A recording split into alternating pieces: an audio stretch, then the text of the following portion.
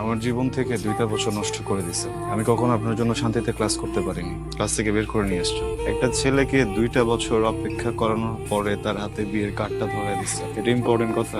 তাকায় আছেন কেন বলেন না? 2টা বছর ছটফট করছেন না কথাটা বলার জন্য? এর থেকে অনেক বেশি ছটফট আমি করছি কথাটা শোনার জন্য।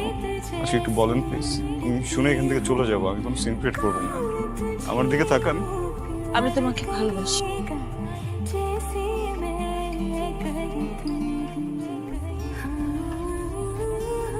ইম্পর্টেন্ট কথা শুনলা, বুঝলা, এখন চলে যেতেছো। কি কথা বলো না কেন? কারণ আমি কিছু বলতে আসিনি, শুনতে আসছিলাম। শুনে ফেলছে। আমি কি করব? বিয়ে করবেন, সংসার করবেন। এতগুলা মানুষের সামনে আমি কি বলছি সবাই শুনছে, তারপর আমার বিয়ে হবে তোমার মনে হয়?